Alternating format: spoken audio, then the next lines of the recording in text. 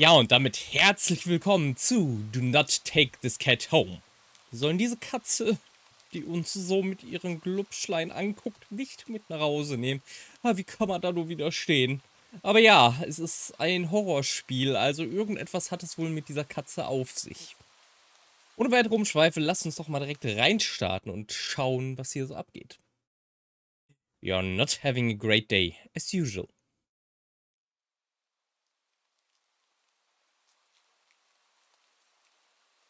Oh, great. Es regnet.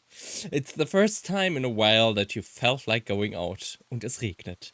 But in the middle of your walk, it starts to rain. Typical. But. Ja, man sollte vielleicht auch den Wetterbericht anschauen, wenn man vorhat rauszugehen. Maybe this is just a sign that you should have stayed home today. Yeah, you can always try again tomorrow. Right? You turn to head home when. Meow. Huh? What was that? Ja, ganz offensichtlich eine Katze. There are only a few people around this on the street. Makes sense due to the increase of missing persons around the area recently. Well, that and the weather. But none of them react to the sound at all. Curiosity guiding your steps, you follow the sound to the entrance of a dark, dingy alleyway. Wie sagt man, Curiosity killed the cat? Neugier war der Katze tot. You timidly enter the alley and walk forward. The ground dampened by the rain makes your steps sound louder and more confident than you actually feel. Yow, eine Katze. Finally, the sound source comes into view in the cold, dim light of the alley. At the end of the alley, in a big cardboard box, ist eine kleine schwarze Katze. Is a cat. Oh, guess that should have been obvious. Ja, ich meine, womit hast du gerechnet? Mit einem Schwein? It's an interesting looking cat. Its pretty yellow eyes shine like gold among the dark sea of its black fur. It puts its front paws on the edge of the box and looks up to you.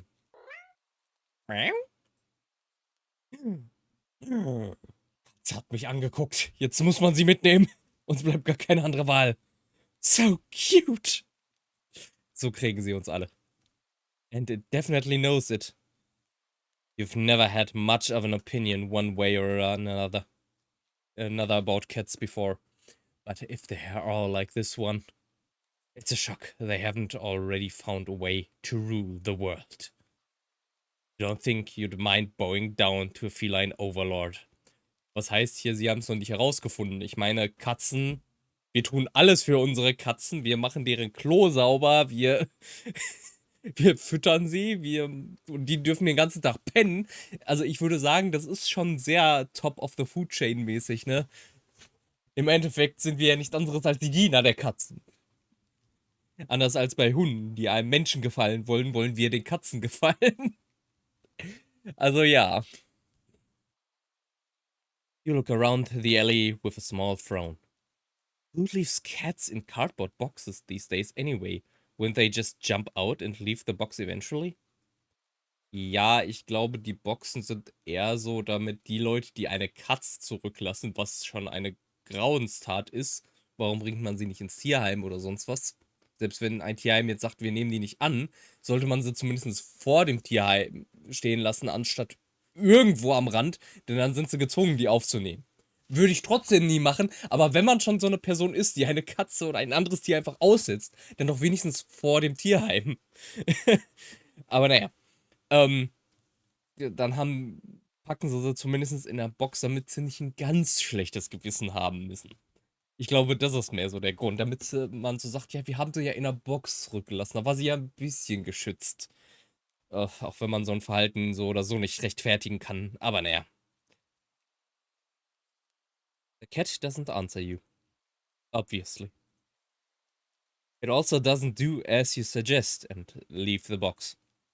It's just looking at you, as if waiting for you to make the next move. Take cat home? Do not take cat home. Ja, machen wir mal ein Quick Save. Das Spiel heißt ja, wir sollen die Katze nicht mitnehmen. Ich meine, ich kann nicht wirklich widerstehen, aber komm, wir hören mal auf den Rat des Spiels. Wir nehmen sie nicht mit. With a sigh, you take a decisive step back. As cute as the cat is, you really can't afford to be taking in a pet on a whim. Lass mich raten, die Katze rennt mir jetzt hinterher. Rent's coming up soon, and your job doesn't exactly leave you rolling in dough. You give the cat a sad nod. Sorry, good luck out here. Okay. Ja, du hättest es auch zum Tierheim bringen können, aber naja. You turn around and leave the cat and the alley behind. Rain's picking up. Ich höre die Katze. Sie kommt hinterher, oder? Time to head home. Ending? Nyat a fool. Ja, es ist das japanische Miau. Das Spiel ist zwar nicht japanisch, aber ich weiß nicht, ob das vielleicht in anderen Sprachen auch noch so ist. Aber Nja sagt man eigentlich im Japanischen statt Miau. Deswegen Nyat Fool. Ending Fragezeichen. Ich hätte nicht gedacht, dass das ein Ende ist. Okay, können wir jetzt auch quickloaden? Quickload. Yes. Take cat home. Ja, wir haben ja keine andere Wahl. Ich könnte auch nie, also ich meine, ist natürlich immer ein bisschen situationsbedingt, aber wenn ich jemals eine Katze irgendwie auf der Straße sitzen sehen würde, in so einem Karton im Regen, ich würde sie mindestens zum Tierheim bringen. So, wenn man jetzt zum Beispiel schon eine Katze zu Hause hat und die vielleicht auch nicht andere Katzen gewohnt ist. Ich meine, man könnte sie dran gewöhnen, aber es gibt halt Umstände, oder wie er auch schon sagte, man hat nicht so viel Geld, um sich ein Tier leisten zu können. Dann bringt es ja auch nichts, wenn man sie mitnimmt, wenn das Tier es bei einem nicht gut hat. Wegen eher ins Tierheim und dann die Hoffnung haben, dass sie irgendwer holt, bei denen sie es dann gut haben.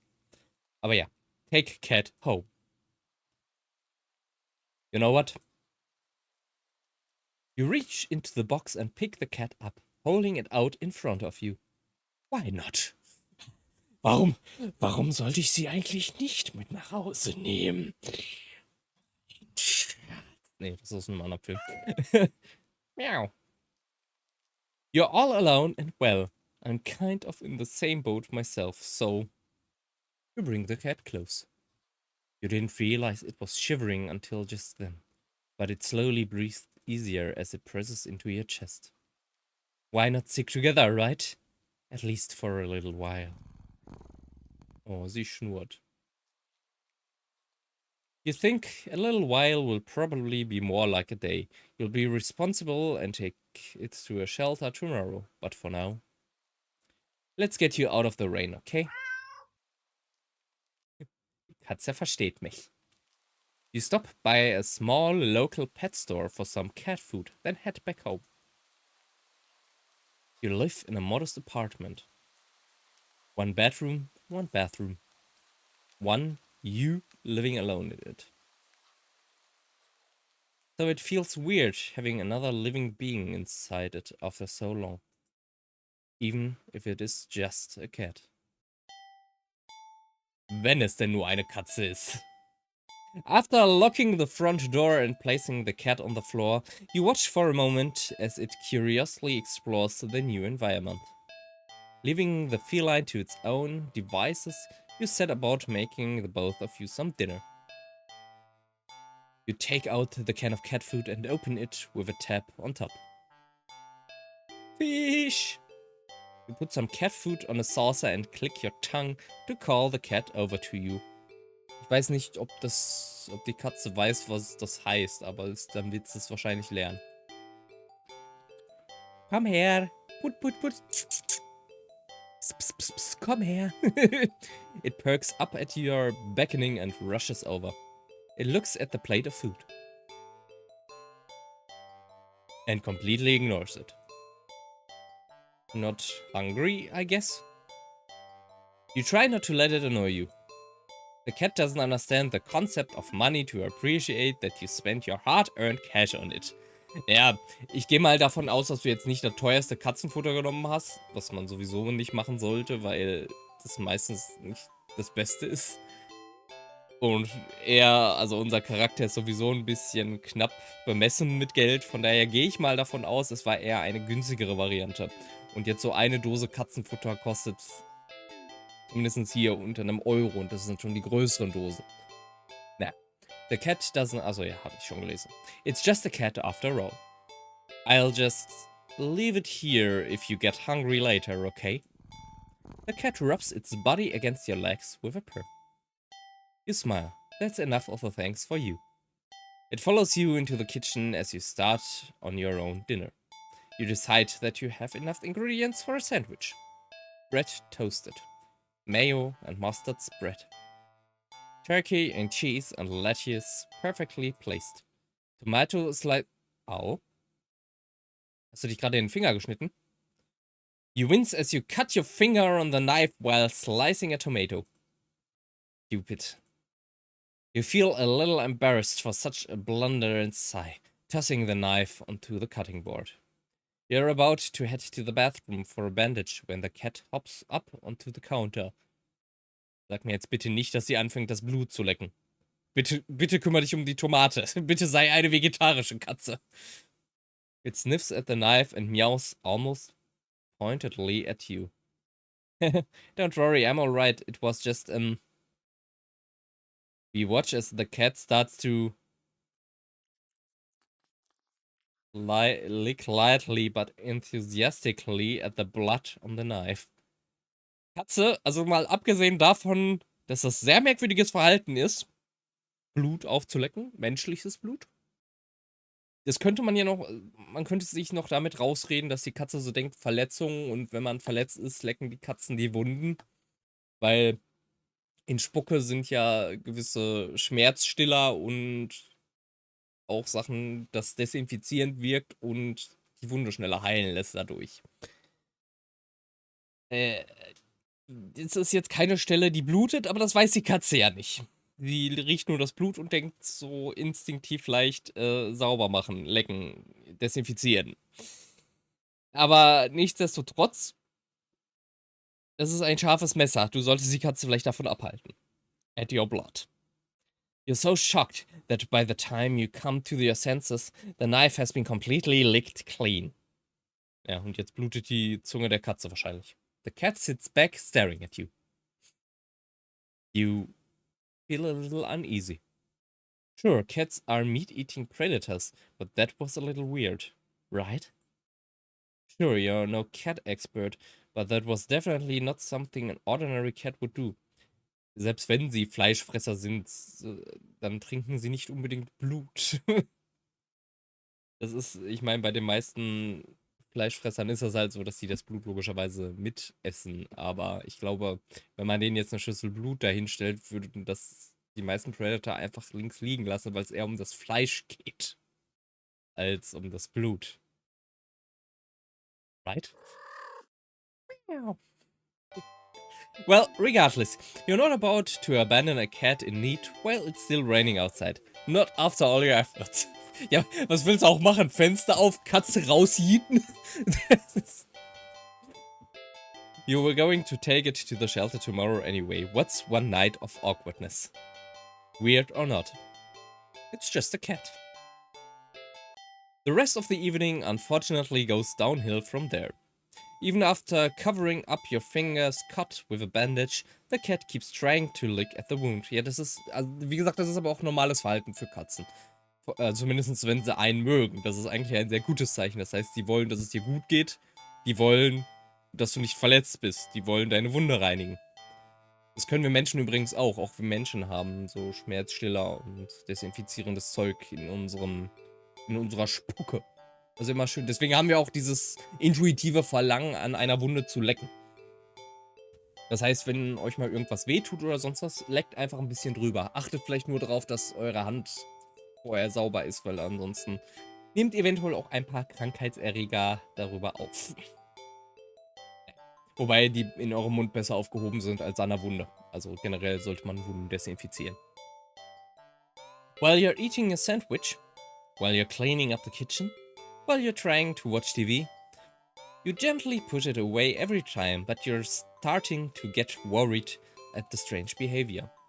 What if it's got a taste for blood and thinks you're food now? You're not sure what you'll do if it starts to get more aggressive. You keep thinking about the cat food sitting in the corner, untouched.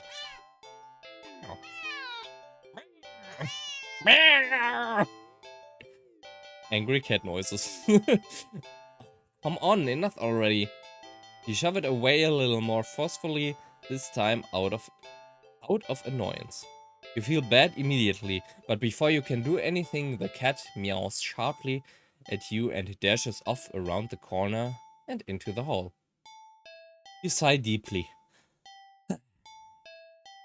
At this point, you're just worried that it's going to take a bite out of you in your sleep. Maybe a vet will have an idea on how to calm it down. You can only hope you don't have many other options left other than tossing the cat out in the rain. After finding the number of a local vet, you pick up the landline and... Hat die Katze jetzt gerade den Strom ausgestellt, die Sicherung rausgehauen? The lights just went out? Great! Just great! Rain must have knocked out the power. You check your cell phone only to find out that it's out of batteries. Also das ist echt schlechtes Timing. You must have forgotten to charge it before leaving out earlier. The outing had been so spur of the moment that it had no doubt messed with your usual routine. You grab a flashlight and turn it on. Quiet. It's too quiet. Did the rain stop? But then, where did the power go out? You look outside. The sky is pitch black. What time is it? You turn to check the clock. What? The cat sits on top of a digital clock staring at you. Ich meine, das ist schon sehr easy, aber was geht denn auf die Clock ab? Da ist das Wort Help und Kill und dann spinnt die ein bisschen rum, ne? Aber so viel kann ich lesen. Ich weiß nicht, ob die Zahlen auch irgendwas zu bedeuten haben. Ich meine, hier ist 3 mal die 4. Ich meine auch 3 mal die 6 zu sehen. Was das heißt, wissen wir alle. Ich weiß nicht, ob 3 mal die 4 auch irgendwas Böses zu bedeuten hatte. 13 kann ich zwischendurch erkennen. Auch eine Unglückszahl. Naja. Thinking now, you realize the clock shouldn't be working at all with the power outage, but the numbers are lit up. It's going completely haywire. Und nicht nur zu Zahlen, sondern auch zu Buchstaben zwischendurch, was dir zu denken geben sollte. Naja. The cat stares at you, it's completely still. You'd think it was a statue, if you didn't know any better. Das ist aber auch manchmal normales Verhalten für Katzen, also noch nicht so ungewöhnlich. It's not giving off any indication that it's alive. Ja, Katze halt. It's not blinking. Katze. It's not even breathing. Das sieht man bei Katzen nicht, es sei denn, man guckt ganz genau hin. But its eyes. This isn't normal. So riesige Augen? Ja, doch, gerade im Dunkeln. Ich meine, gut, du scheinst jetzt gerade eine Taschenlampe auf die, aber das heißt eher, dass sie im Jagdmodus ist. Oder im Spielenmodus. You are afraid. You want to run, but you are afraid of letting the cat out of your sight. You consider tossing the cat out after all. But as soon as the thought enters your head, you feel a sharp urge to vomit. Those eyes. Its eyes hold you still, even with your flashlight trained on it. Its pupils are large and... So schnell konnte ich das nicht lesen. ... Die Sache ist, die Katze nimmt dich offensichtlich gerade entweder als Spielgefährten oder als potenzielles Opfer wahr. Und du nimmst gerade die Rolle des Opfers ein. Deswegen, ja, dein Verhalten ist nicht gerade sehr hilfreich. The flashlight flickers. Und geht aus. Katze ist weg. Wir haben 12 Uhr Mitternacht. And the cat is gone. Fear immediately grips your mind. The silence, punctuated with the rapid pumping of blood in your heart, is overwritten as your ears slowly start to pick up the sound of static all around you. How is the clock working with no power? You don't know why such a question matters at the moment. But you feel as if having the answer will make sense out of everything that's happening. That order will be restored. But no answer comes to mind. You back away from the clock and feel as if the air itself coils tightly and abruptly in response, like a predator prepared to pounce, but waiting for your next move. But you're afraid to move. You're afraid to even take a breath. Ja, also wie ein Opfer in dieser Rolle. You are the prey. But you can't stay still forever, right? Whatever is watching you, you can already feel its impatience. It's too eager. You don't know how you know this, but you can sense it as clearly as if it had whispered. Play. Right into your ear. Right into your soul.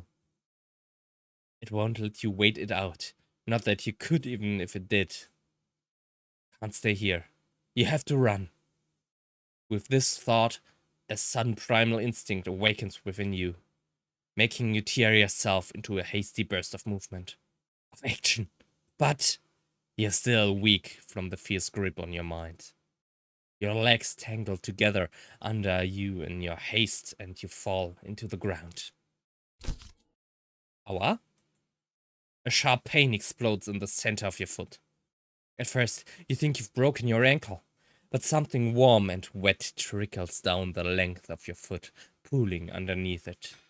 Hat die Katze mich jetzt mit dem Messer gesteppt? You hear the sound of metal scraping on tiles after skidding across the floor as if it had been kicked. Die Katze hat mich mit dem Messer gesteppt. Ich glaub's ja nicht. Winded from your fall, you look up in a daze and see the object glinting in the strange light coming in from outside. The light pouring in from your now open front door. Thoughts of how, when, who, what in regards to your inexplicably opened door screech to a halt, as your brain finally identifies the metallic object you've been staring at. It's your kitchen knife, and still tinted red from earlier blunder. But that's not right. Wasn't it completely licked clean by the... You gulp dryly at the pain in your foot. You barely have time to wonder how the knife ended up on your living room floor to be stepped on, instead of resting on your cutting board in the kitchen where you left it. Katzenaugen, when you spy something in the darkness just beyond the knife. It spies right back at you. A pair of glowing golden eyes come forward as the cat emerges from the shadows into the light from your doorway. It pats lightly over to the knife, as if skipping in delight. Und es fängt wieder an zu lecken, ne? Ja, natürlich. It bends down to lap at the blood dripping from the blade. Your senses slowly begin to overwhelm you. The chill of the air as it starts to suffocate you under its weight. The sound of your shaky breaths discordant against the static now piercing your skull. The dryness on your tongue spreading to your throat. The incomprehensible sight of the stray you'd taken in, leaking away at your kitchen knife, once again completely clean. The scent of blood from the fresh wound on your foot. Blood? Golden eyes light up to you as if in response to your sudden realization. Blood. You're hurt. Your foot is bleeding. You're bleeding. You're bleeding! The cat barely moves, shoulders twitching as if just considering the act of pouncing forward. But you're already on your feet and out the door. You run. You rather limp down the empty street. The sky is black and bleeding red, but there's a strange light emitting from nowhere that casts everywhere else in white. The houses, the trees, the road, even you. Everything except your blood. You can just barely glimpse the bloody imprints your injured foot leaves in your wake with every impact it makes with the ground. It hurts. It hurts. But you can't stop. You don't stop. Not when the shadows grow around you. Not when you feel the gaze of eyes all over you. Not when the road ahead of you is darkened by a long shadow of something behind you. Even then, you don't stop running because if that's the cat right there ahead of you, then what in the world is behind you? Quick save? Look behind you. Huh? Interesting. How very, very interesting. Ending 0. It begins. Okay. Wie viele Endings haben wir denn hier überhaupt? Holy shit, hat das viele Endings. Endings found, 1 of 40. Naja, technisch gesehen haben wir 2 gefunden, aber das erste war ein Fragezeichen-Ending. 40. Ja, mal sehen, wie viele wir da finden. Continue. Quick load. Keep running. Huh. Interesting. How very, very interesting. Ending 0. It begins. Okay. Beides also das gleiche. Continue. You're walking. Right, of course. It's the first time in a while that you felt like going out. And you're actually glad that you did. The weather is absolutely perfect today. That's a good sign, right? Maybe your luck is finally starting to turn around. You tentatively allow yourself to feel excited for the possibilities of where you could go or what you could do. Maybe even who you could meet. You're so deep in thought that you almost miss it. Huh? What was that? Curiosity guiding your steps, you follow the sound of the entrance of a lonely alleyway. The sunlight only just manages to reach down in between the tall buildings on either side. You timidly enter the alley and walk forward, the loose gravel and scattered debris on the ground softening your steps. Meow meow. Finally, the sound's source comes into view in the warm, almost ethereal light of the alley. At the end of the alley, in a big cardboard box, a cat. Huh. Guess that should have been obvious. It's an interesting looking cat. Its pretty yellow eyes shine like gold among the dark sea of its black fur. It puts its front paws up on the edge of the box and looks up at you. Meow. So cute. You look so familiar. Right? Ne, es ist eine schwarze Katze. Ich weiß nicht, ob man die... Ja gut, man kann sie sehr wahrscheinlich unterscheiden, wenn man 2 schwarze Katzen nebeneinander setzt. Aber wenn man jetzt keine schwarzen Katzen gewohnt ist, sieht die nächste, glaube ich, aus wie die erste und umgekehrt. Then again, it is a cat. Not many different ways for a standard black cat to look, after all. Sag ich ja. This one sure is a cutie, though. Just look. It's not glaring at you or hissing at you for getting this close like other stray cats have in the past. It's just sitting there, patiently, waiting for you to do something. Big safe? Do not take the cat home. Sadly, as cute as the cat is, you'd never take this thing home with you. Just can't take it home with you. You're a responsible adult. You are. With rent and bills to pay for, not to mention you need to buy food to survive too. There's no way you could care for a cat long term, right? You can barely afford this little outing on your day off. What to do? Leave cat, feed cat, play with cat, on second thought. Hier machen wir mal einen Empty Slot Speicher. Fragezeichen, Fragezeichen, Fragezeichen. You are not ready. Okay, kann ich denn jemals ready sein, wenn ich hier nur häufig genug draufklicke? Anscheinend nicht. Dann lassen wir die Cat erstmal hier. You don't think it's a good idea to get the cat's hopes up of having someone look after it if you're not willing to commit. What if it gets attached and somehow tracks you down back to your home? Was stand da gerade? Sorry, see you around, I guess. You stand up, the cat watching your every move.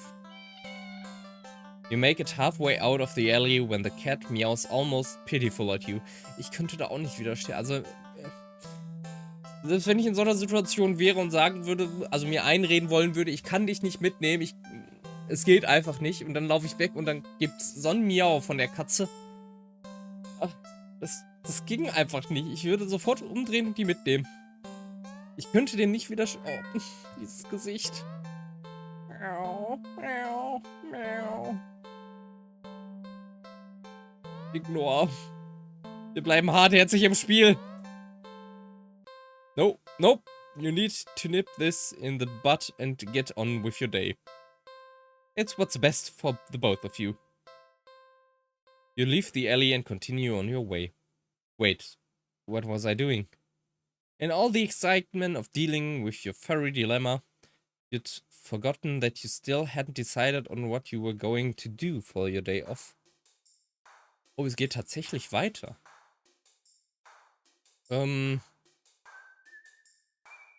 Go to the carnival? Ja, also gehen wir einfach mal dahin. You spent the day at the carnival. Ferris wheel, roller coaster, pharaoh boat. Rides you've been on before. Whoops, coin toss, balloon darts. Games you've played before. Und wahrscheinlich lost.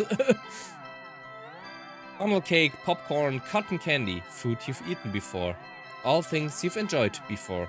You're surrounded by groups of people all having fun together. Laughing, playing, eating, taking pictures, making memories. And then there's you. The sun hasn't started to set yet, still high in the sky, but it will soon. You start to wonder if maybe you should just go home for the day. When you stop in your tracks. You see something new. An attraction you've never seen before. A maze of fun house mirrors? It sounds kind of lame, honestly. Ich finde es immer wieder ganz lustig. Also so verrückte Spiegel oder sonst was, es kann schon Spaß machen, da mal reinzugehen. Solange es nichts kostet oder zumindest nicht viel. There isn't even a line to get in. But then, what else is there to do? Enter the maze. You enter the maze. A few rooms in and you notice that the mirrors aren't all weird. Some just show you looking back at yourself. A little bored, a lot tired, and so very, very... Maybe this was a mistake. Why did you think going into a maze of mirrors was a good idea, even if it was something new to experience? I can't do this today. You turn around to head back the way you came. Only to bump into a mirror. Oh, what the... Where's the exit?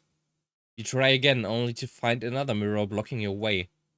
By the time you're all turned around, you've realized the way you came in is completely gone. Okay, don't panic. I just have to keep going forward, right? You step through the only opening you can find and nearly trip over something on the ground. You bend down and pick it up. What's this doing here? In your hand rests a worn-looking flashlight. Curious, you flick it on. Ist das in einer Halle voller Spiegel nicht ein bisschen problematisch, weil das Licht dann überall rumspringt? Naja. Huh. The light doesn't look very... Crap, the lights! Did the power go out or did the attraction operator forgot you were in here? How long have you been in here, actually? You pull out your phone and to check the time or maybe call the police. Your phone is dead. You grip the flashlight in your hand. The light it emitted earlier was dim enough for you to know there's probably not that much juice left. Best to reserve it for the worst case scenario and feel your way out in einem Labyrinth. Okay? Yeah, you can do this. You take a calming breath. Well, forward we go. Das Problem ist, es bringt ja nichts, sich da durchzufühlen, wenn die Tür jetzt zu ist. Weil dann, ja gut, vielleicht spürt man die Klinke. Wenn die Tür eine Klinke hat, eine herkömmliche. Naja, well, forward we go. Hello, daring adventurer.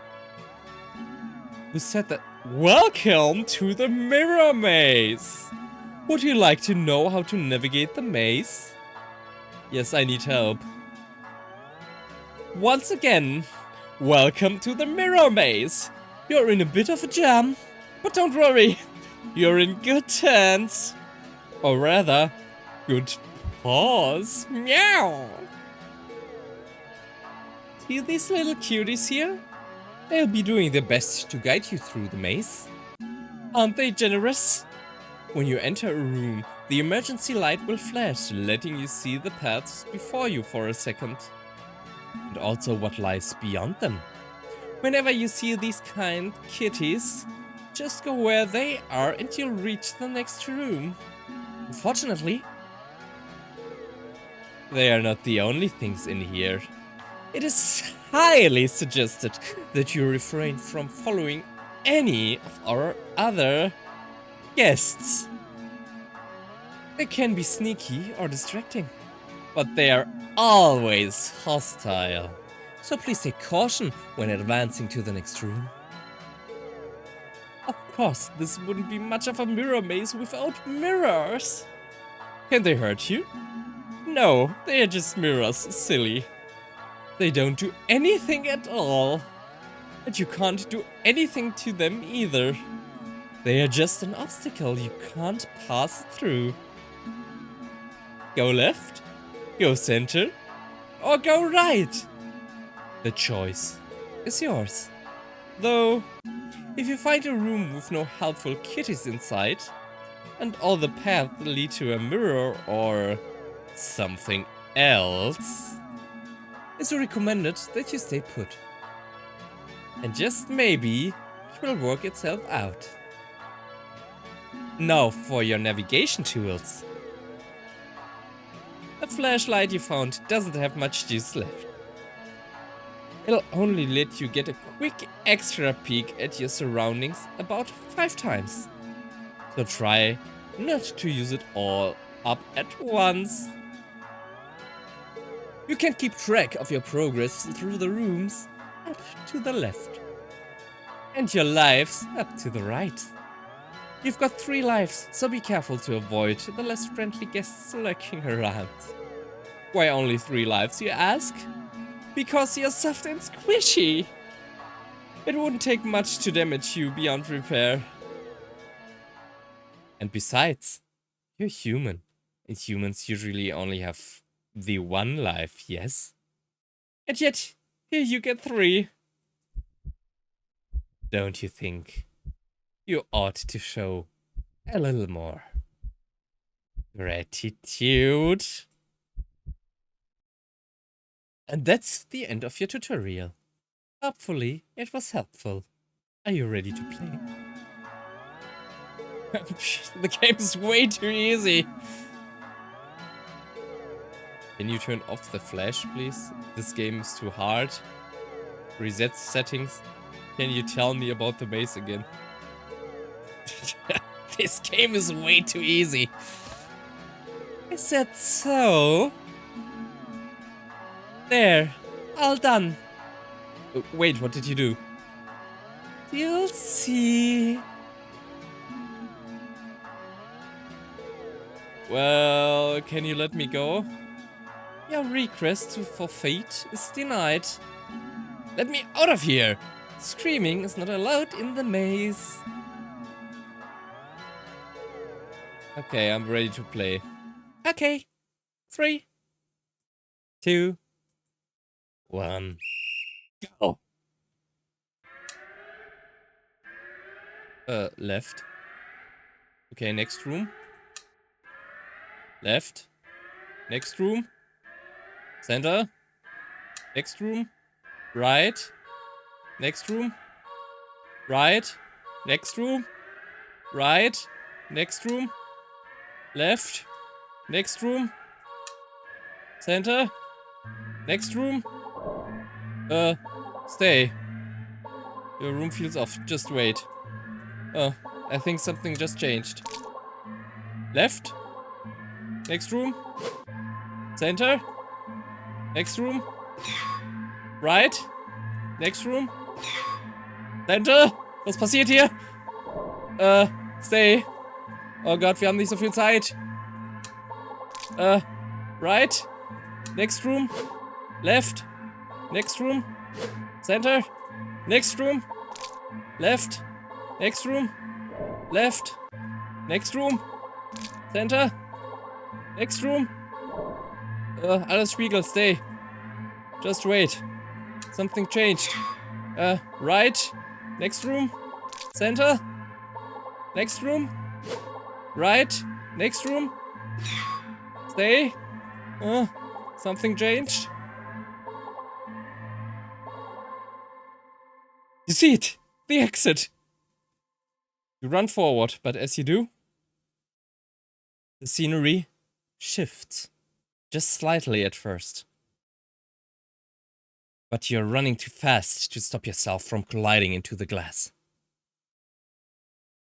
Except, you don't quite go into the glass. You don't exactly collide with it either. You simply pass through it. And on the other side, you see an endless white void and...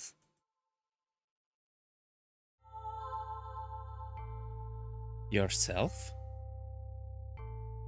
Dozens of you. Hundreds of you wandering around. Aimless, faceless, and empty. So empty and listless, they don't even acknowledge your presence. You try to turn back, but the glass doesn't give. Past the glass, a familiar black cat walks up and looks at you. You think it meows at you, but you can't make out the sound. It tilts its head,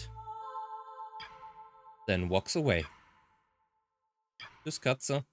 The glass gets dark. Then you watch helplessly as it disappears completely. You're trapped, with only yourself as company. Ending 19. You beat the maze. Yay! Zu welchem Preis? Okay. Laden wir mal das.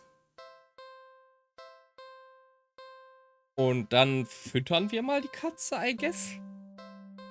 The cat must be hungry, right? You can't imagine that it's had much to eat if it's so attached to that box it's in. Though it doesn't exactly seem malnourished either. Surely it must have left the box to search for food then. For some reason, something in the back of your mind tells you that's not the case. And not to think of it any further. Well, either way, you can't exactly enjoy your day out knowing you left behind a hungry cat.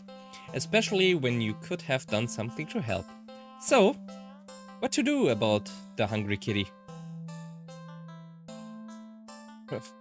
Fragezeichen, Fragezeichen, Fragezeichen. Not yet. I don't know. Check pockets? You dig into your pockets. You find a small piece of string in your left pocket. Not very helpful. The string is far too short. An eager and excited cat leaping for it could easily lead to you getting bitten and scratched. In your right pocket is a bar of chocolate. Das können wir der Katze aber auch nicht geben. You find a chocolate bar? Is it? Nope, it's not even expired. Quite the find indeed. You're about to offer it to the cat. Man sollte Tieren keine Schokolade geben. Also, für Hunde ist das giftig. Ich weiß, dass es auch für Ratten mega giftig ist. Ich glaube, Katzen tut das auch nicht so gut. Schon allein wegen dem Zucker da drin. When suddenly you're hit with a guilt as you remember something gut-curling. Chocolate is toxic to cats. Ja, dann auch zu Katzen. Ja, ich sag ja. Oh my gosh, I'm so... You resist the urge to vomit at your near mistake. You feel so guilty, you throw the chocolate bar away into a nearby trash bin. Das ist jetzt Verschwendung, aber naja. An almost cat killer doesn't deserve chocolate. You go back to the cat, barely able to stand its innocently oblivious expression. Wobei, dazu habe ich auch eine lustige Geschichte. Wir hatten nämlich mal eine Ratte und die wurde krank. Sehr krank. Und so krank, dass sie eigentlich so aussah, als würde sie im Sterben liegen. Und dann dachten wir uns, ja komm, tun wir ihr was Gutes. Als Henkermahlzeit bekommt sie jetzt ein Stück Schokolade, weil es mit ihr sowieso zugrunde ging. Das wussten wir auch. Also, das sah so aus. So, da frisst sie die Schokolade und am nächsten Tag erfreute sie sich auf einmal wieder bester Gesundheit. Nach wochenlanger Maltration, wo es ihr immer schlechter ging. Wirklich so, dass sie dann nur noch in der Ecke lag und nichts mehr gemacht hat. Und dann geben wir ihr die Schokolade und das war irgendwie wie so ein Wunderheilmittel für sie. Um Gottes Willen, gebt euren Tieren keine Schokolade. Es ist, wie gesagt, giftig für die. Wir haben das halt nur gemacht, weil wir dachten, sie stirbt sowieso. Aber danach ging es ihr auf einmal wieder wunderbar. Also keine Ahnung, was das war. Aber wie gesagt, gebt euren Tieren keine Schokolade. Auch wenn das eine funny Story ist. Naja. You go back to the cat, barely able to stand its innocently oblivious expression. It doesn't even know that you almost... I'm sorry, I don't even know what to say. Ja, meine Güte, jetzt tu doch nicht so, als hätte es so von einer Klippe geworfen oder sonst was. You're a horrible person. You know what? Stay there. I'll be right back. You leave the alley. And return with a whole fish you bought at a nearby grocery shop. It was a bit pricey, but it was the least you could do. The cat eagerly accepts your offering, munching happily at the fish after you placed it in the box. You want to smile at the sight, but you just feel so awful. Sorry again. The cat seemingly pays you no mind as you slip back out of the alley. Not feeling like you deserve a peaceful day out, you decide to just head back home.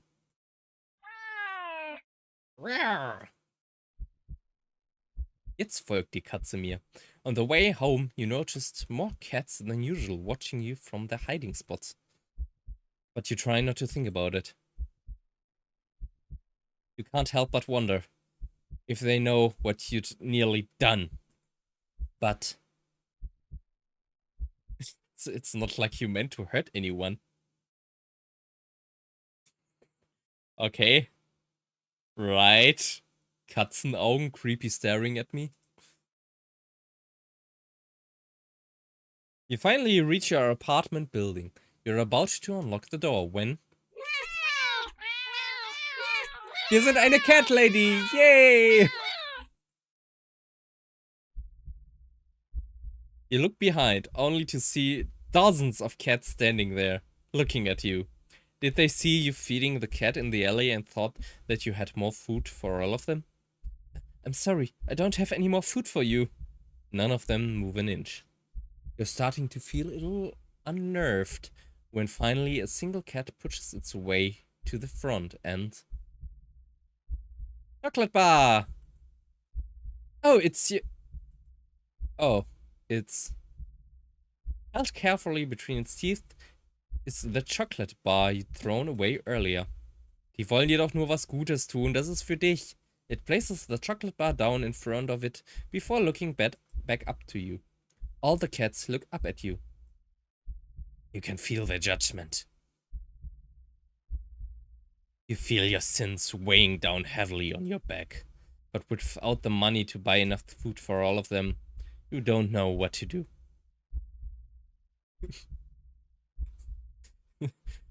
Quick save. Einfach reingehen. Ciao, Katzen. Ich sehe euch morgen. You decide to cut your losses and head inside. Your sins weigh down on you, but you're only human. What more can you do? Jeez. You try to ignore the yowling of the neighborhood cats as you go about your chores. You consider preparing dinner. But how could you enjoy it knowing you're hungry? How hungry those poor cats outside are. The ones you've wronged. You decide to take a bath and go straight to bed without dinner. A fitting punishment for someone like you. Meine Güte, man kann's auch übertreiben. You forgot the fancy bath bubbles because you don't deserve them and sink into the water with a sigh. You forgo. Ich dachte, das wäre ein Fehler, aber nee, es ist you forgo. Your mind races, but you can't really think of any immediate solution that doesn't require more money. Du könntest sie streicheln, alle. Alle einmal schön kraulen und streicheln und so ein bisschen hinter den Ohren kratzen und Belly Rubs geben für die, die es wollen, was die meisten Katzen eigentlich nicht wollen, einige wenige schon.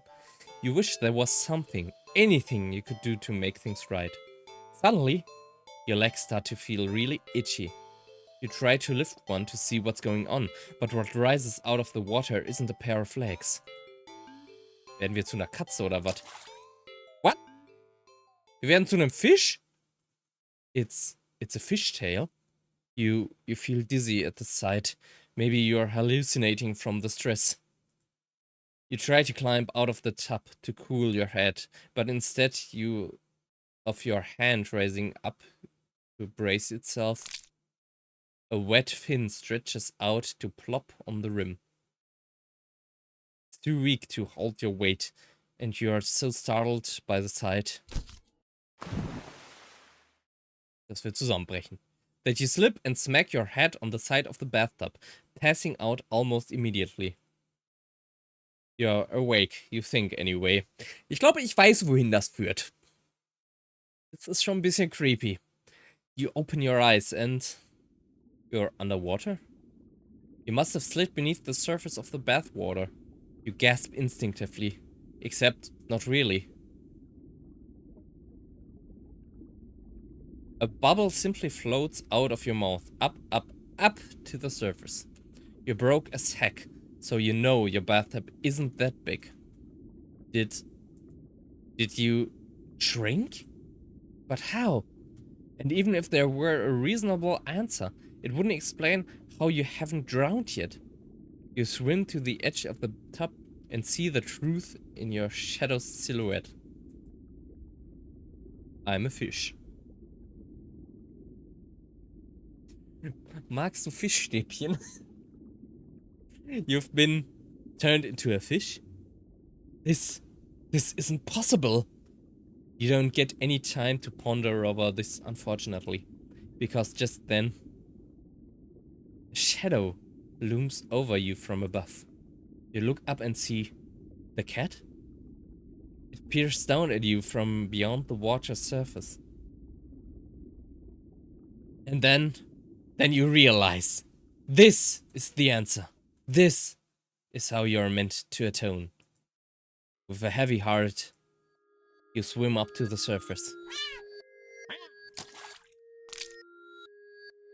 The cat scoops you up, tossing you out of the tub and onto the bathroom tiles.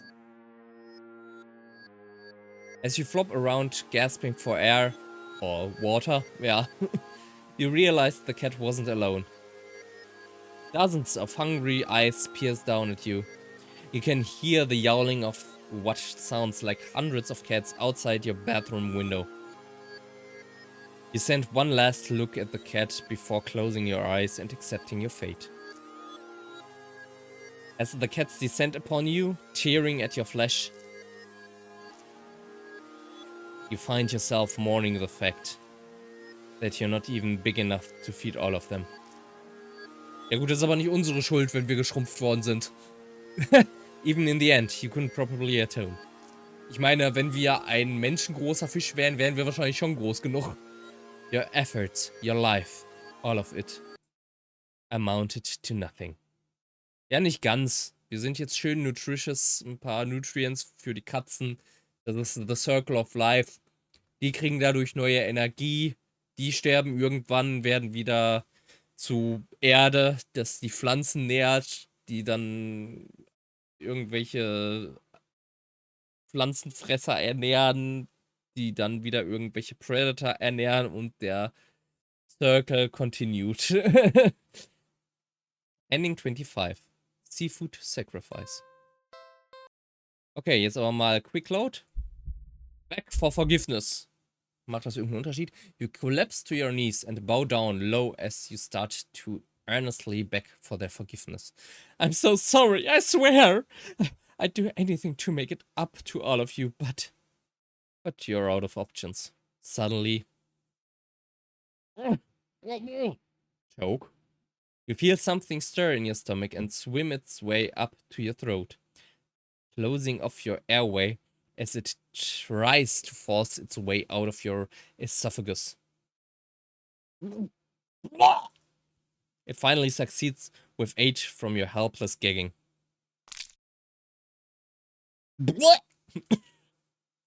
Was spucken wir da gerade aus?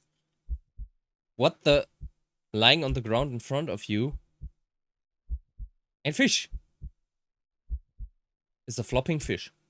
You just threw up a living fish. What the hell? The cats come rushing forward, all tearing hungrily at the fish. You're happy to finally be of help, truly. You throw up another fish. And another. And another. And your stomach hurts. You're getting dizzy.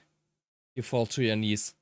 Tears and snot are streaming down your face by the time you cough up and up a final tiny bloody fish and collapse forward. Your throat and stomach both burn in a way that feels dangerous. You start to fade out. Despite the pain, you strangely feel a more overwhelming sense of hopeful pride. That you've made up for your disgusting actions. That you've been forgiven.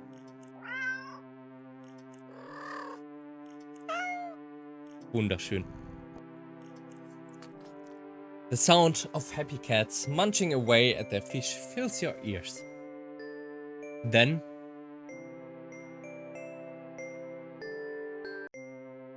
you feel something being nudged into your hand. It feels like it's the bar of chocolate you found in your pocket. You smile weakly. You've successfully atoned, but you don't really have the strength to eat your reward. Sadly, the last taste in your mouth as you leave this mortal coil doesn't get to be that of chocolate, but raw fish. Nicht Blut. Ending 24. Fishing for Pardon. Ja gut, was haben wir noch? Wir können mit der Katze spielen. Oh, you just want a little attention, don't you? Sie schnurrt. The poor thing must be bored sitting in that box all day. You're not sure you're much of an interesting companion, but you're willing to do your best. There's got to be something you can entertain the little critter with. But what? Check pockets. Buy a toy.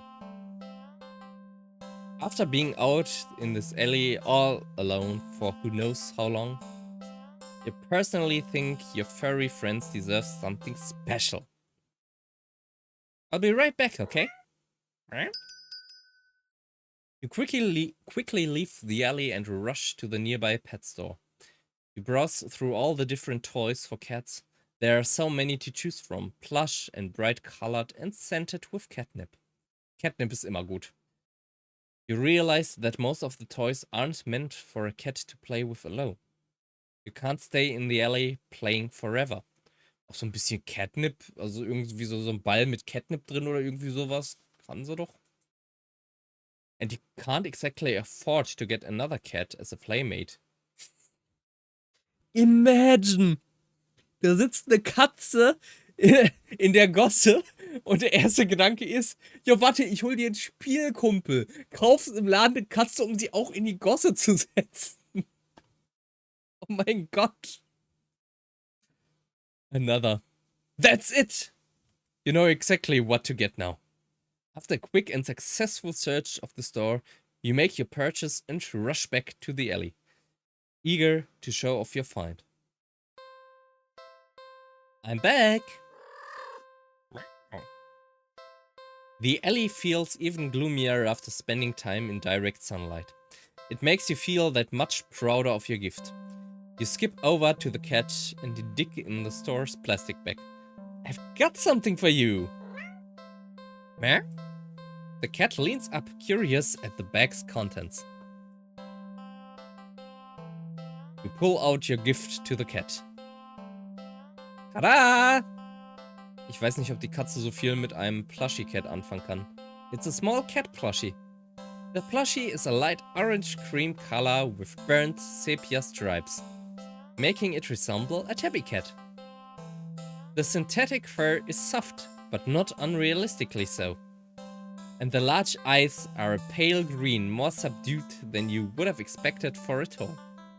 There's no denying it's just a plushie, but the thoughtful details still make it almost uncanny to the real thing.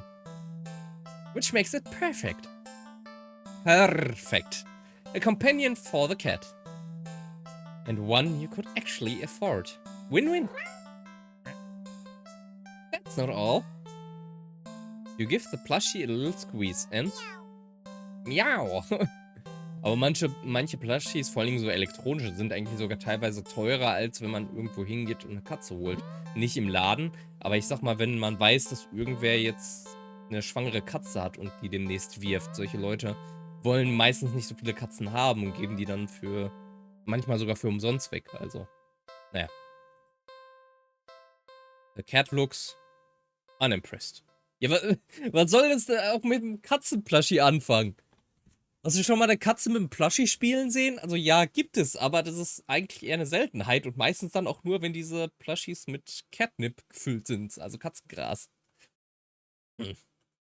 Well, you think it's cute? Guess your purchase wasn't so successful after all.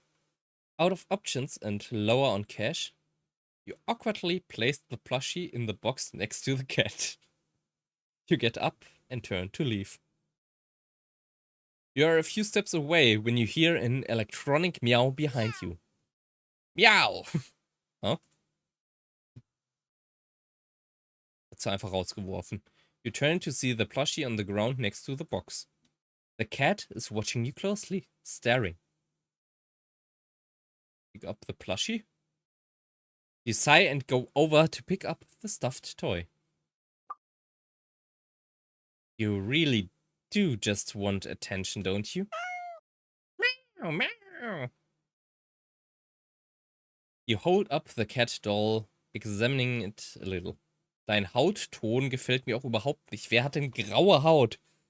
Also ich meine, selbst wenn man nie rausgeht, so wie ich, hat man nur sehr, sehr helle Haut. Aber nicht grau.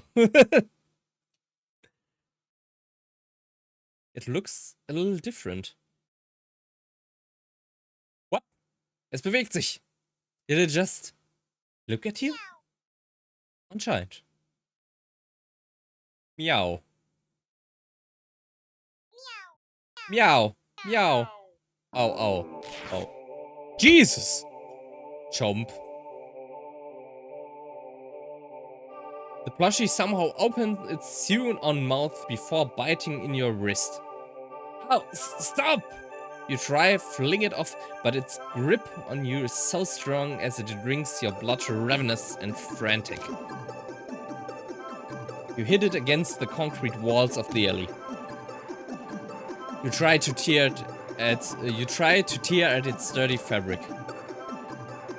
But try as you might, you can't seem to hurt it or make it stop.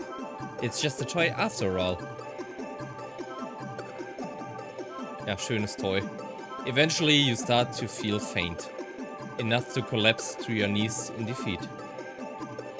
The stuffed doll is drinking more calmly now. As if its previous aggression had been a mere reaction to your desperation. It seems satisfied that you are no longer putting up a fight. You think you blacked out for a second, because though you're still sitting, the next time you're conscious, your eyes are closed. You feel so weak.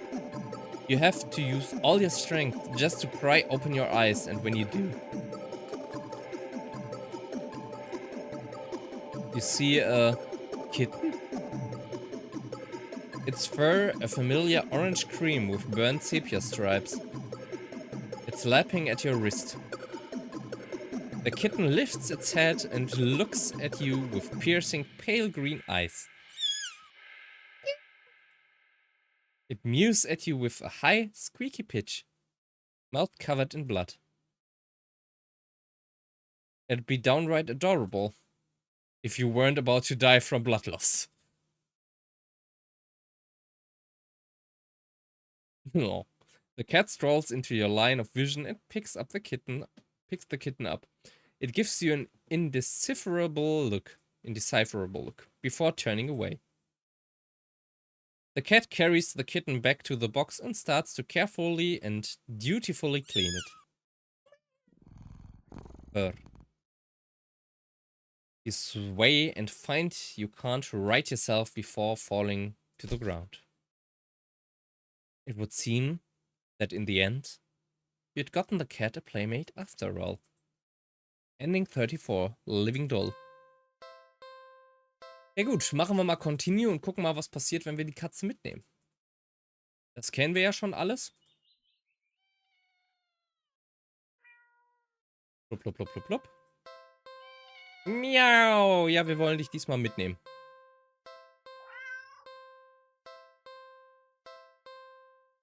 Take cat home. Meow. Well, why not? Right? You barely reach out your arms before the cat eagerly leaps into them and climbs up onto your shoulders. It butts its head into your temple, nuzzling against it. Purr, purr, purr. You can't help but smile at the cat's enthusiasm. Let's get you out of here, yeah? Purr. On the way home, you briefly consider getting cat food. But that would be a waste of time. You shrug at the odd feeling and move on. You live in a modest apartment. 1 bedroom, 1 bathroom, 1 you living alone in it. So it feels weird having another living being inside it after so long, even if it is just a cat. After locking the front door and placing the cat on the floor, you wait for it to walk away and explore the new environment. But it simply sits and looks up at you expectantly. Do something with the cat. Like what? Clean the cat? Don't know, machen wir mal einen neuen Save hier auf. Pet the cat. It's not every day you have access to a cute, fluffy animal. What else is there to do but pet it to your heart's content? You sit on the floor in your living room and click your tongue to call the cat over. The cat dashes over to you, immediately climbing into your lap. Poor thing. You just want some attention, don't you? Alright, alright. You carefully pet the cat. A rub behind an ear, a scratch under the chin, a smooth sweep along the back. Und sie schnurrt. Good? Brr. You keep petting the cat in your lap, enjoying this bonding time together. But the cat starts to get restless after a while. Let's do something else. I don't know, clean the cat? Feed the cat? Play with the cat? Play with the cat. Meow! Poor thing was probably bored, stiff sitting in that old box all day. Just watching crowds of people walking by them, ignoring them. You can't just leave them alone as soon you're home. A little interspecies socializing won't kill you, right? Meow. Oh, you just want some attention, don't you? You wanna play, huh? Meow. Okay then. What to play though? Naja, klassisch wäre Yarn, Hide and Seek mit einer Katze. I think my laser pointer still works. Ja, das ist was für jede Katze, laser pointer. Cats are curious creatures by nature.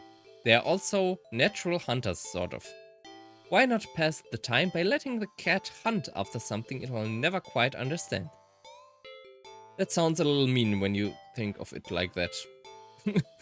But it's not like the cat will know anyway. Ignorance is bliss, or so they say. So you dig out your old laser pointer from your long gone dreaded days of group presentations in school.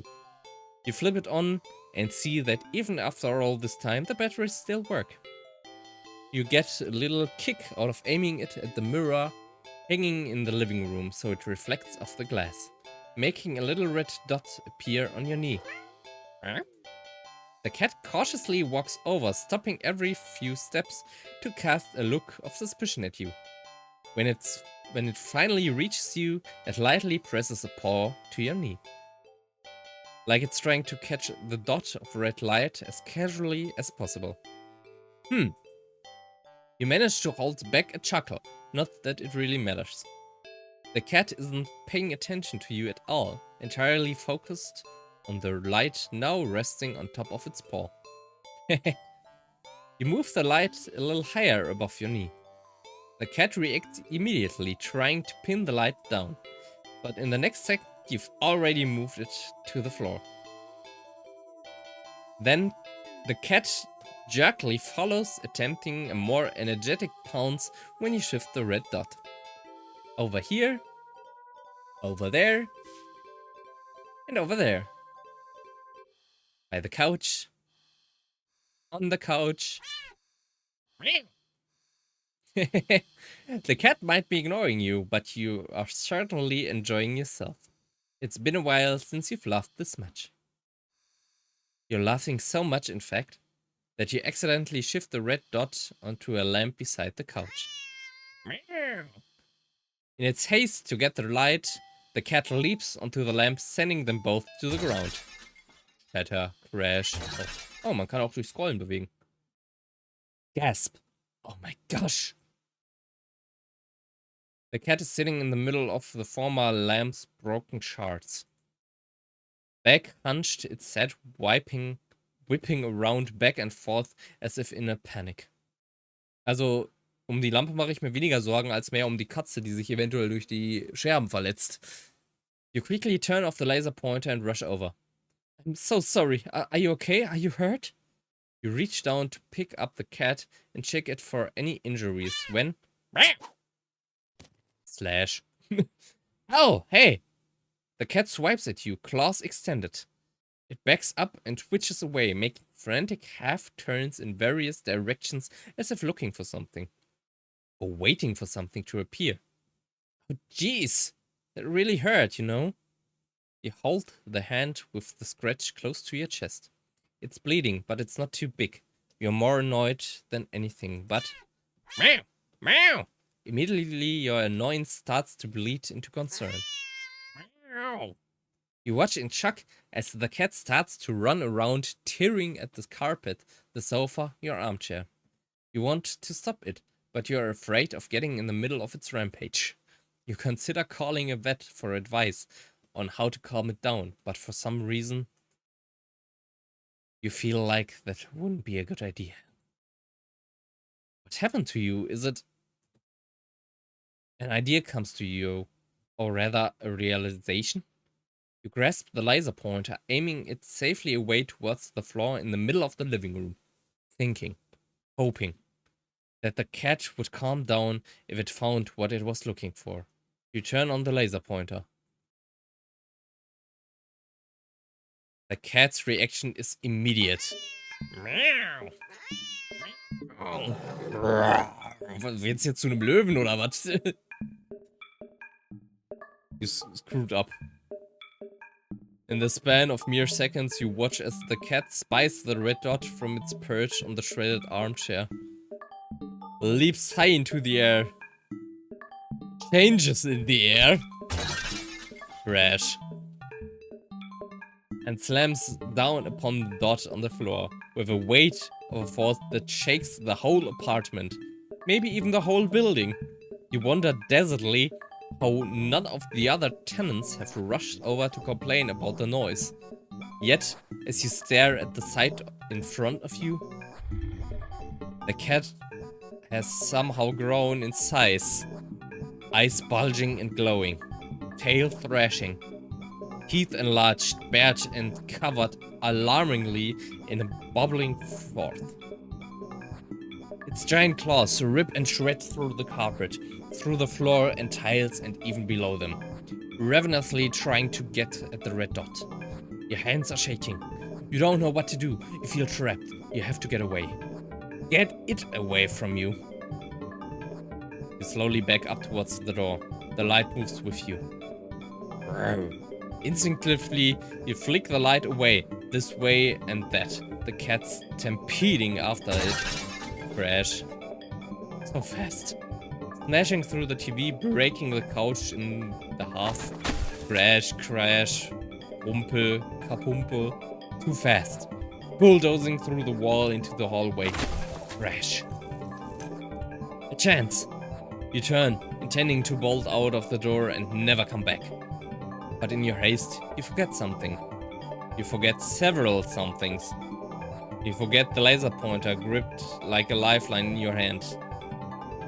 You forgot the mirror still miraculously hanging on the wall next to the hallway. The laser reflecting off of it, putting a small glowing red dot on you. On the back of your head. Oh boy. And as you reach the door, growl. You forget that it's locked.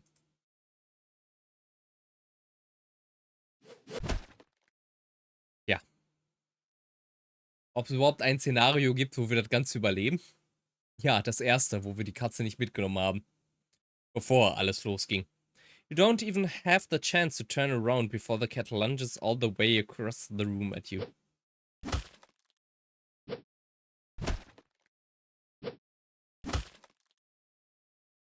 Yep. You're torn to shreds before you can even blink. Ending 12. Targeted. Eieiei. Hey, wir haben sogar Bilder zu den ganzen Sachen hier. Ending 12. Ending 19.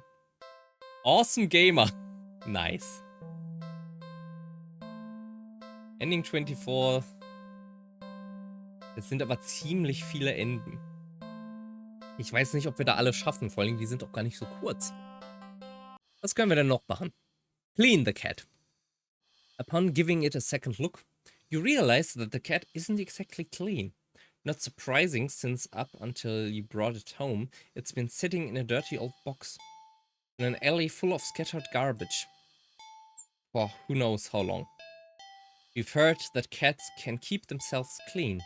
But maybe this is one of those times that a little human help couldn't hurt. You head into the bathroom and set things up, trying to remember how to wash a cat. You're definitely no expert, but you think the best way to get a cat clean would be... Definitiv nicht quickly. Aber okay, gucken wir mal, was passiert. Cats don't like water, you think. So a quick wash would be the way to go, right? Nein. Also im Idealfall wascht man Katzen überhaupt nicht mit Wasser. Eigentlich müssen Katzen sich selber reinigen. Ein anderer Schritt wäre, sie einfach nur zu bürsten. Und wenn wirklich überhaupt nichts hilft, keine Ahnung, ihr habt eure Katze draußen in den Schlamm geworfen und das kriegt die im Leben nicht ab, weil es schon mittlerweile getrocknet ist. Warum auch immer ihr sowas tun solltet, aber Dinge passieren halt. Dann, ja, lauwarmes Wasser, also richtig schön lauwarm, dass der Katze das auch einigermaßen angenehm ist. Ja, und dann müsste man sie eigentlich einwickeln, dass sie sich nicht wehrt.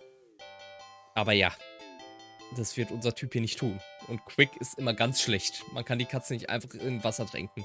Dann gerät sie in eine Panik. Also calmly wäre es schon besser. You decide to do everything at once, filling the tub deep with soapy, bubbly, warm water.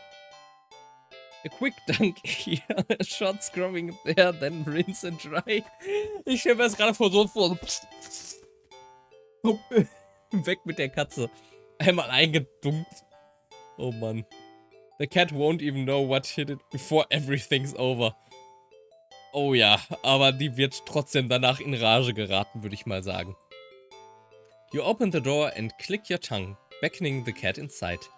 It quickly scampers in, curious of the newly available setting. You close the door so it won't be able to run out and make a mess of the apartment. Steeling yourself, you roll up your sleeves.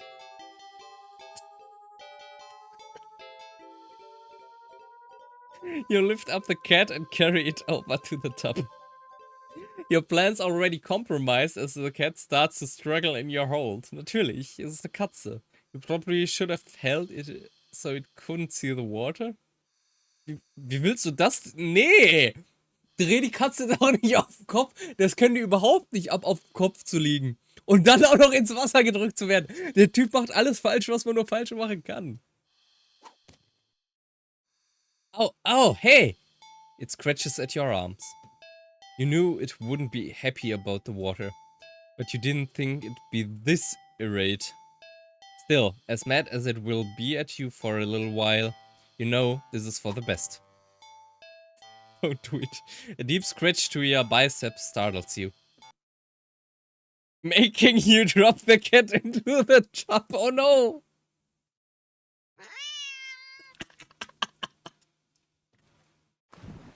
Splash. Dude, kitty.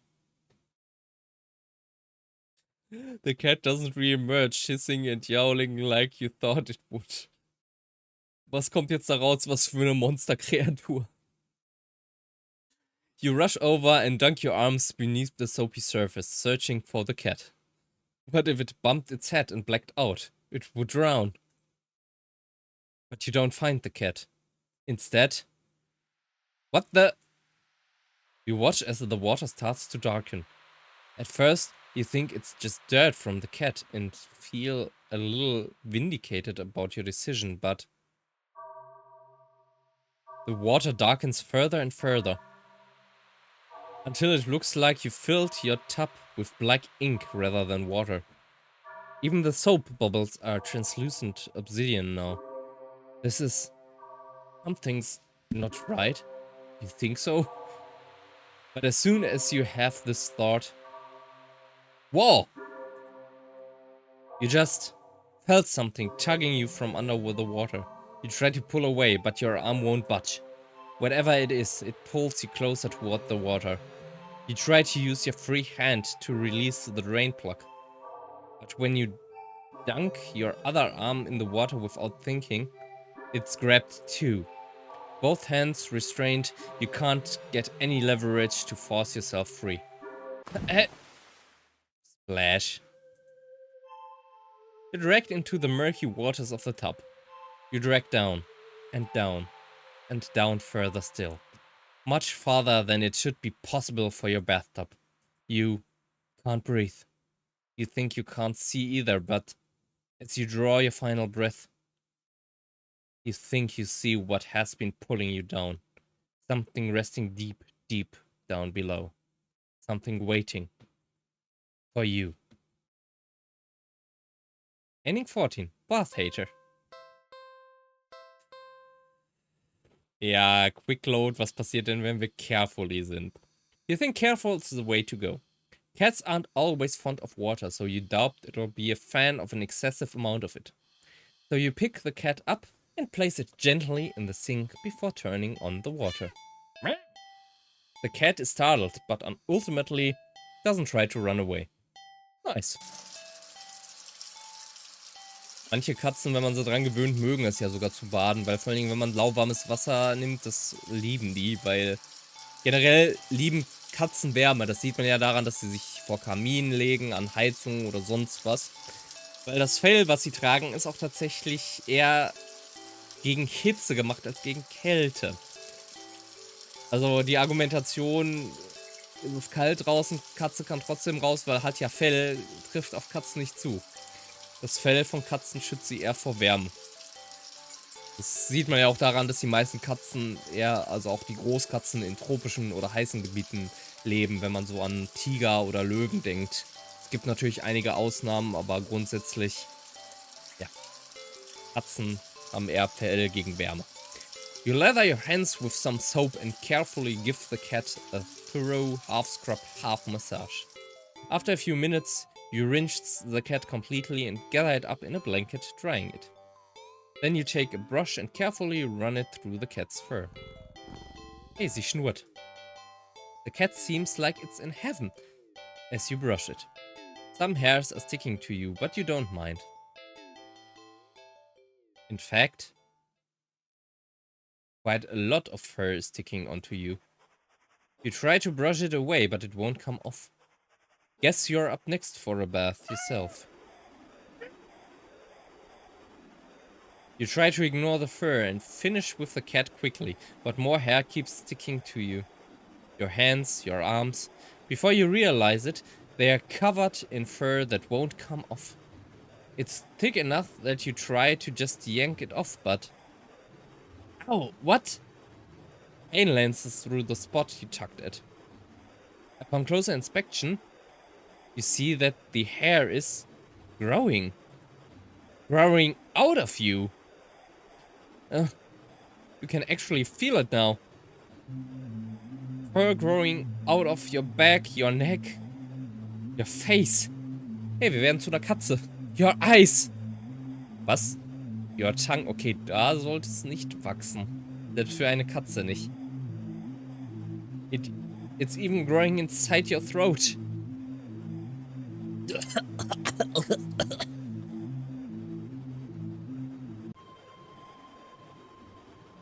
As you collapse and start to choke on the thickening fur in your esophagus, the cat leans up to lap at the fur growing on your forehead, grooming your hair as thoroughly as you did for it earlier.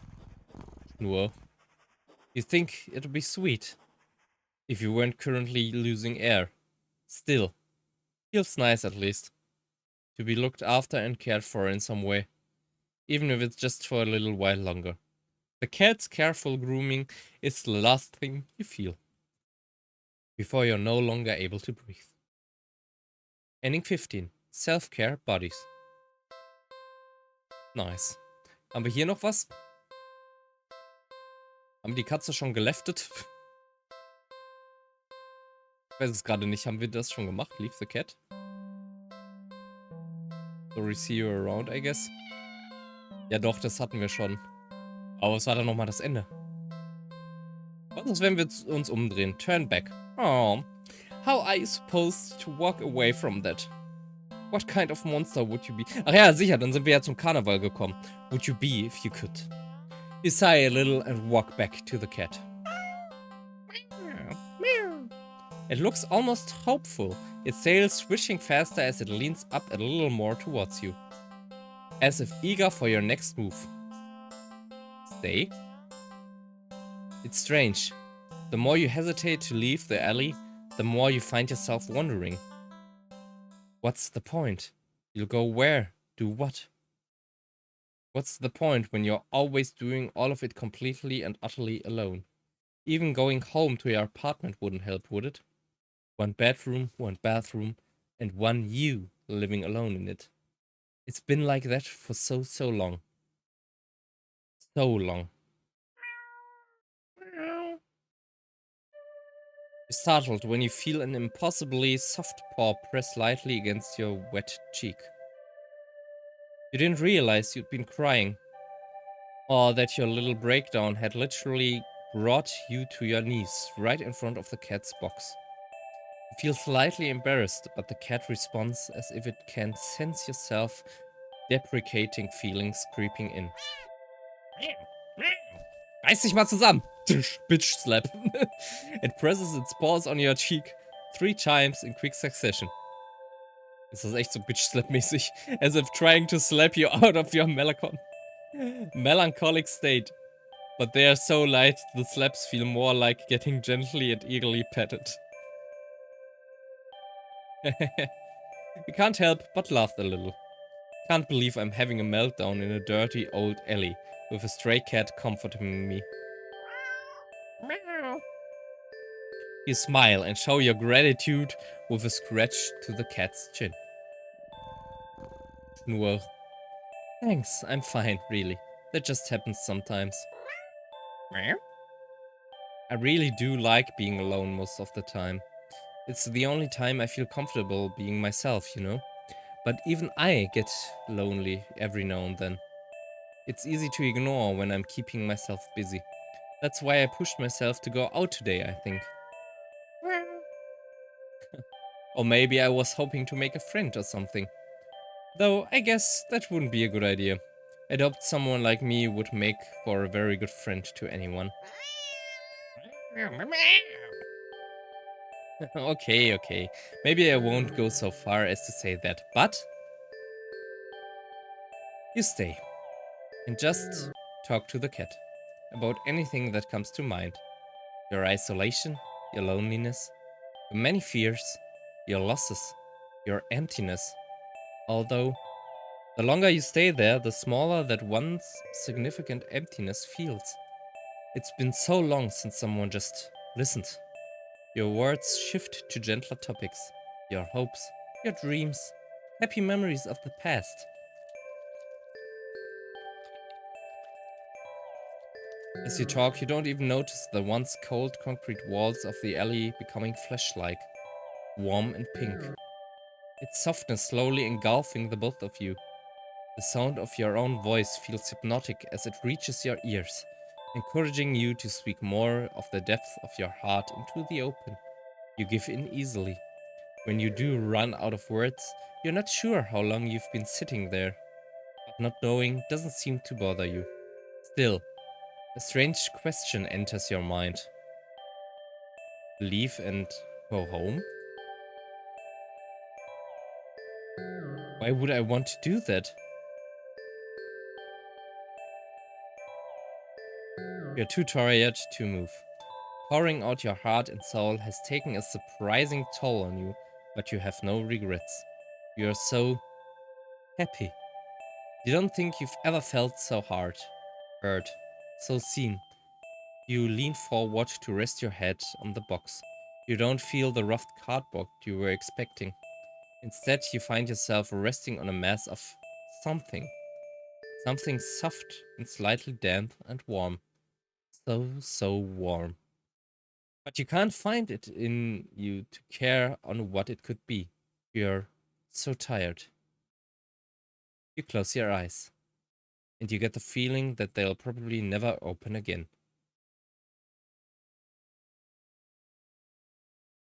But as that all-encompassing warmth encases you slowly, completely, you feel nothing but pure contentment. Ending 22, not alone. Das klingt irgendwie ein bisschen so, als wäre er aufgegessen worden. Weil wenn alles um einen herum auf einmal flashy wird und wenn man sich dann hinlegt, auch auf irgendwas Weiches und alles wird warm. Also entweder der hat halluziniert und es war sehr kalt draußen und das waren die Folgen von Hypothermia. Oder er wurde aufgefressen von irgendwas sehr Großem. Naja, oder er ist wieder geschrumpft worden, weil das ja offensichtlich auch eine Möglichkeit in dieser Welt ist. Eieiei. Ja gut, sollen wir vielleicht mal woanders hingehen als zum Jahrmarkt? Dafür müssen wir die Katze wieder ignorieren, leider. Ja, es tut mir leid, wir gehen woanders hin. Go to a dog park. Da sollten ja Katzen eigentlich überhaupt nicht sein, ne? Gehen wir mal dahin. You decide to take a stroll in a park or something. The only one within walking distance is the nearby dog park. You think it'll make you feel better. First, you get to see a cute cat today. Now you get to see cute dog. Several of them, in fact. The park is bustling with owners and their canine companions. Playing frisbee, fetch, running, jumping, even napping. Such cuties, whatever. Like you'd want to do anything to do with these mangy mutts. What's wrong? You didn't think that. You decide to move on. The dogs are all so adorable, you want to pet every single one of you come across. But you know, not all owners are cool with strangers just walking up and manhandling their pests. Sind da Pets oder Pests? Pets, okay. Not all dogs appreciate it either. So you stroll around the path trying to exude a welcoming aura that will beckon one of these cute doggies to you. You don't have to wait for very long. You stop as the smallest, cutest puppy you've ever seen scampers up to you, blocking your path. Eat the puppy, kill the puppy, kick the puppy. What the hell? Ja klar, komm, wir essen's auf. Eat the puppy. That's disgusting. I think I'm going to be sick. There's no way I would ever do that. Kill the puppy? No, that's horrible. There's no way I would ever do that. Kick the puppy? What? It's just a puppy. There's no way I would ever do that. Nah, I mean, pick up the puppy. You pick up the puppy and... Zeit? Ah! Terrified, you drop the puppy to the ground, practically throwing it from you. You immediately feel horrible, wincing in guilt at the tiny yelp it releases upon hitting the ground. The owner shoves you aside with a cutting glare and stomps away with their puppy. I'm sorry. Call out, but they don't turn back or respond. Not that you expected them to. You deserved it. You're not feeling so great about being at the park at the moment. Maybe you should leave. Stay at the park. You stay at the park! You try to calm down by watching all the dogs from afar as you walk along the path. But every so often one will run up to you. And when they do, they look wrong. Their owners don't seem to notice. You find a bench and sit down for a quick break, closing your eyes. Maybe this wasn't the best idea after all. Maybe you should have stayed with me instead.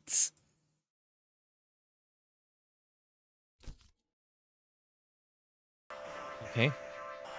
You're broken out of your thoughts when something lands gently on your lap. You look down and see a frisbee on your thighs. Hey, sorry about that. Can you throw that back? You look up to see an owner waving at you in the distance. But more importantly, woof, woof, woof. Woof, woof. A series of excited barks jerks your gaze forward, and you see a large dog sprinting towards you.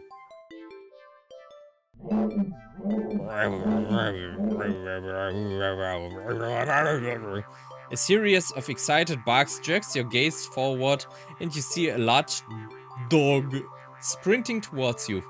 Ja, und der sieht völlig normal aus. Hey, hurry and throw it back. Leave? Oh, Jesus.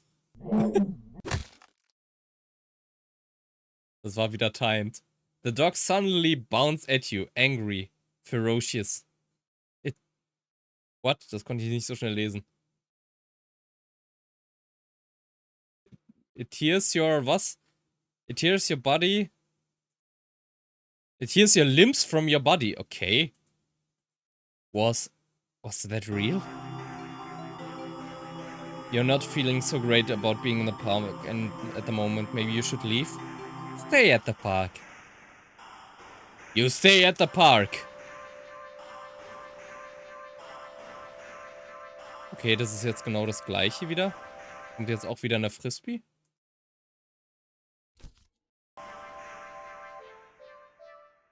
Ja. Okay, was passiert denn dann, wenn wir es zurückwerfen? Wuff, wuff. Hallo Hund. Throw. You throw the frisbee and the dog runs in the opposite direction, jumping and catching it right out of the air. Impressive. The dog and the owner walk up to you. Thanks for that. You can pet him if you want. The dog looks up at you, eager for its reward of pets and pets for catching the frisbee. Should I? Pet dog. Really? Are you sure? I'm warning you. Do not touch that mud, or you will regret it. Pet the dog.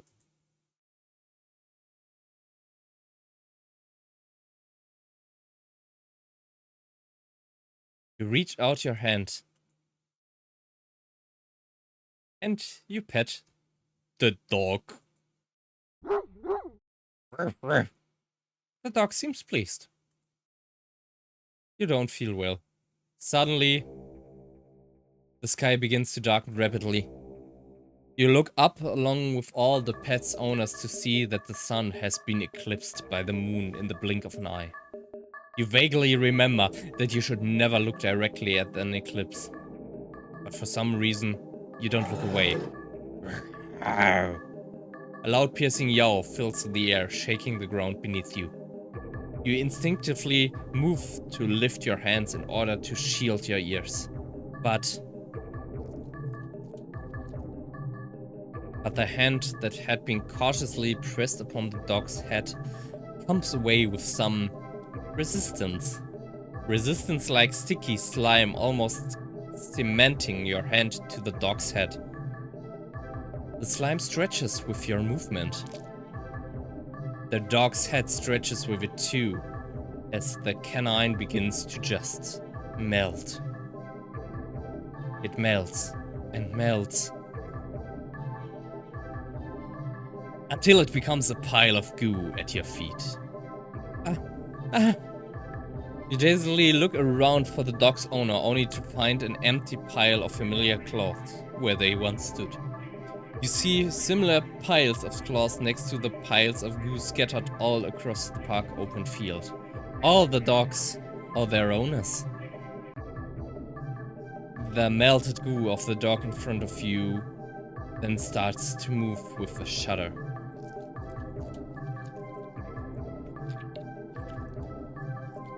Okay. It slithers across the grass towards the field of the center of the park. All the other piles of goo following after it.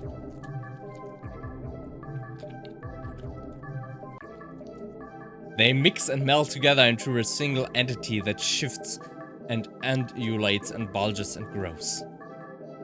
You watch in dazed horror as it then fills out and shapes itself. Wird zu einer Katze. Yay. Into a behemoth of a dog. Okay. Snarling and frothing at the mouth, red eyes frantic and searching. Before the glowing orbs land directly on you. The rumbling growl it emits is so low and deep you can feel the sound of it crash into you. Leave the park? Wenn es jetzt noch nicht zu spät ist? No. You had your chance. Better start running. You try to run. But you're not fast enough. The behemoth barely takes a few leaps before it's already towering over you. Slash. Slash. Slash. Ich glaube, ein Hieb hätte wahrscheinlich gereicht, um uns umzubringen. Aber okay, sind's halt 3. It tears you apart until there's nothing left. Ending 21. Dog person. That's what you get, dog persons. Wir sind hier Katzenmenschen. Ja gut. Aber es gibt hier so viele Endings in diesem Spiel und die sind alle so lang. Ich glaube, wir belassen es erstmal dabei. Ja, und falls euch das Video gefallen hat und ihr noch mehr Enden sehen wollt, können wir das gerne nachholen in einer weiteren Episode. Also lasst gerne ein paar Likes da, lasst gerne ein paar Comments da. Ich werbe nicht gerne dafür, aber ich bin ja jemand, der lässt seine Videos sonst einfach immer machen. Aber damit ich weiß, dass ihr hiervon mehr sehen wollt, gebt ein paar Reactions auf das Video, schreibt es in die Kommentare oder lasst Likes da, dann sehe ich, dass euch das gefällt. Und dann wird es eine zweite Episode oder vielleicht auch eine dritte geben. Je nachdem, wie lange es dauert, diese ganzen Enden zu finden. Aber ja, ich bin mal gespannt. Aber bis dahin bedanke ich mich erstmal wie immer fürs Reinschalten. Wünsche euch allen noch einen wunderschönen Abend, eine wunderschöne Nacht oder wann auch immer ihr dieses Video sehen solltet, einen wunderschönen Tag im Allgemeinen. Und dann bis zum nächsten Mal. Hoffentlich bei Do Not Take This Cat Home. Oder nimmt's eben doch mit und seht, was passiert. Bis dahin. Bye bye.